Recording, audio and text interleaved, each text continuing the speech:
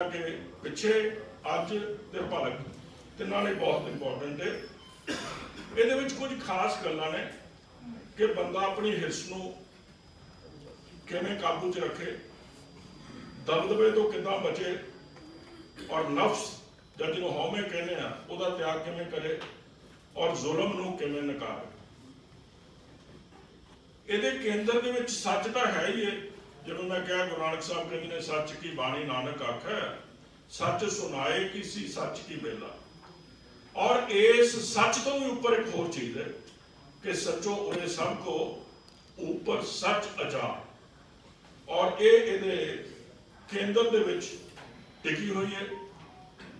पाक की है, पलीत की है, ये सवाल है जिन्हों ये फलसफा खोलता है। और दिल की मैल ला के तुसी पाकीज़गी दे राह ते किवें तुरना है, ये सानू एक फलसफा दसदा है। और दूसरी इंपॉर्टेंट चीज कि किसी भी कलाम नूं, खास तौर पर मुकद्दस कलाम नूं, पाक कलाम नूं तीन तरीकों नाल समझा जा सकता है। उन्होंने इतिहास से रख के देखो, जिवें गुरु नानक साहब के फलसफे के पिछे इको वेले वेद भी काम करते पे, इको वेले इस्लाम भी काम करता पाया, इको वेले नामदेव, कबीर, रविदास, बाबा फरीद जी 12वीं सदी जी सब तो पहली बारी सानू दस देंदे ने फरीदा बार पराए बैठसना, ये पंजाबियों की पहली कदर है। फरीदा बार पराए बैसना साई मुझे ना देहो, जे तू इवें रखसी जियो सही हो रहे, ये पहली कदर बाबा फरीद जी ने समझ दी है। और दूसरी इंपॉर्टेंट चीज की है तुलना, आले दुआले तुलना के देखो कि आले दुआले की हुंदा पिया। किसी भी लकीर नूं तुसीं छोटी जां वड्डी साबित नहीं कर सकते जिन्नी देर तक उहदे नाल होर लकीरां नहीं वाउंदे। सो दूसरा तरीका यह है। तीसरा यह है कि किसी भी स्ट्रक्चर के अर्थ जिहड़े ने ना उहदे अंदर हुंदे ने पए, बाहर तो असीं सहायता लैने बाहरों, ओहदी बनतर दीयां घुंडियां उहदे अंदर हुंदियां। सो गुरु नानक साहब की बाणी नूं समझण वास्ते इस दी बनतर दीयां घुंडियां नूं समझण दी जरूरत है। दूसरी इंपॉर्टेंट चीज कि यह किसी रंग लई नहीं, किसी जात लई नहीं, किसी नस्ल लई नहीं, किसी धर्म लई नहीं, ये मनुखता के लिए, मनुखता का पैगाम है। और सर्व साझी मनुखता ये केंद्र दे विच, इहदा काम नफरत नहीं, साझ है। बंदे नूं बंदे नाल किवें जोड़िया जा सकता है, ये गल इहदे केंद्र दे विच पई है। और इहदा स्ट्रक्चर जिहड़ा ना वो ऑर्गैनिक किस्म का स्ट्रक्चर है। ऑर्गैनिक स्ट्रक्चर का मतलब है जिन्ना मर्जी कहा कि मैं अपने वड्डियां तो कुछ नहीं लिया, मगर मेरी इस वजूद दे विच हज़ारां सालां दे जिहड़े जेनेटिक मटीरियल है वो काम करता। इसे तरह ही गुरु नानक साहब की रचना दे विच बहुत सारिया परंपरावां साह लैंदियां पईयां, मगर गुरु साहब उन्होंने किवें ट्रांसफॉर्म करते हैं, ये सब तो बड़ा और इंपॉर्टेंट सवाल है। मैं जो गुरु नानक बाणी नूं देखदा, क्योंकि शायर एक ही हुंदा, मान लो बाबा फरीद ने श्लोक उन्होंने 112 ही ने, शब्द 4 ही ने गुरु ग्रंथ साहब, मगर जिन्ने बंदे उन्होंने पढ़ते हैं उन्हों की गिनती उन्नी वध जाती। हर एक का अपना फरीद हुंदा। जदों असीं किसी भी पाठ को पढ़ते, साडी आदत यह है असीं जिहड़े लिटरेचर दे जां इस तरह का मुकद्दस कलाम है ना, उन्होंने असीं पढ़ते हैं जिवें बदाम नूं तोड़ी दा ते गिरी कढ लई दे विचों, इस तरह का नहीं हुंदा मुकद्दस कलाम। वो तो प्याज वर्गा हुंदा है, जिहदी एक परत खोलो दूजी, दूजी खोलो तीजी, तीजी खोलो चौथी, चौथी खोलो पंजवीं, परत दर परत दर परत दर परत निकलती आउंदी बाहर। और इसी तरह ही ਇਹਦੇ ਵਿੱਚ एक पासे पहली केंद्री गल कादर दी, कादर दे राही गुरु साहब मनुख नूं मुखातब ने। दूसरी गल कुदरत दी है। आरती जो पढ़ते हो ना, जिन्हों कॉस्मिक कई बार की कहने एंथम है, इसमें पढ़ते हो गगन में थाल रवि चंद दीपक बने तारिका मंडल जनक मोती, धूप मलयालो पवन चवरो करे सगल बंधाए फुलंत ज्योति, कैसी आरती होवे भाव खंडना तेरी आरती, अनहदा शब्द बजंत पे। इनू किसी जमाने च कहा भी विश्व की इस तो सोहनी आरती नहीं हो सकती। क्यों नहीं हो सकती कि ये मनुख ते कुदरत एक दूजे दे विच जुड़े हैं।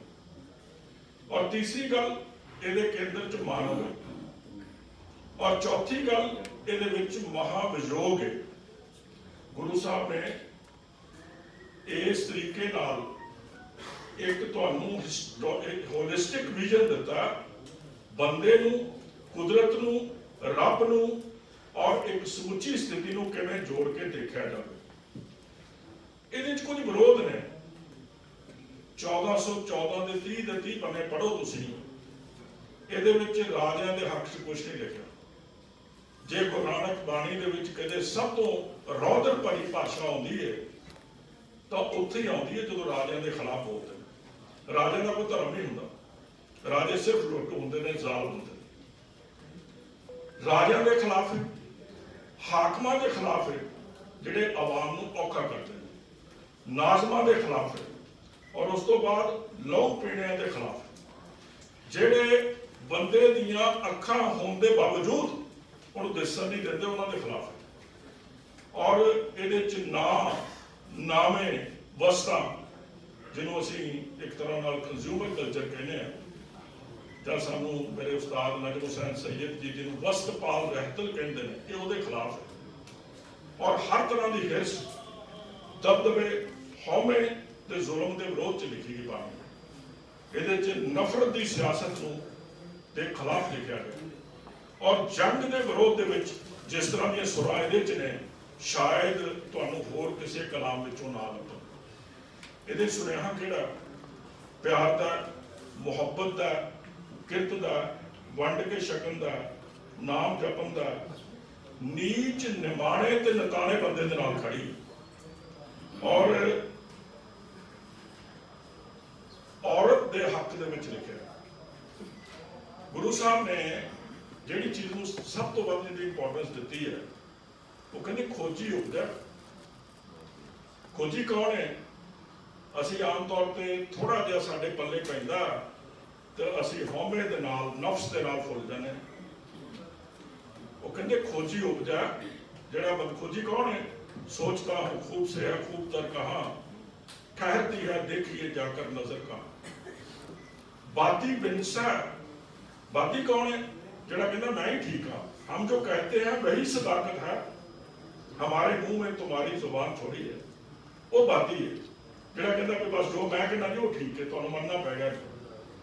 और गुरु साहब सब तो वध जोर देंदे ने शब्द ते। शब्द तो बगैर असी कुछ भी नहीं। शब्द ही साडी मनुखी होंद नूं बनाउंदा। असी मनुख हाँ क्यों? क्योंकि साडे कोल शब्द ने। और शब्द भी दो तरह के ने। एक वो ने जिहड़े सानूं गुलाम बनाउंदे ने, जिहड़े साडा साह घुटदे ने, जिहड़े साडे अंदरली इंसानियत नूं खत्म करदे ने। गुरु साहब उन्हां शब्दां दी गल नहीं करदे। गुरु साहब किन्हां शब्दां दी गल करदे ने? घड़िया शब्द सच्ची टकसाल। वो शब्द जिहड़े सच्ची टकसाल विच घड़े जांदे। आम बंदा पैसे घड़दा पिया, ना घड़दा पिया, और गुरु साहब जिहड़े शब्द की गल करते हैं वो कहते सच्ची टकसाल विच घड़िया जांदा। और वो बंदे नूं मुक्त करने वाला, आज़ाद करने वाला। 3 लैवल हुंदे असल च।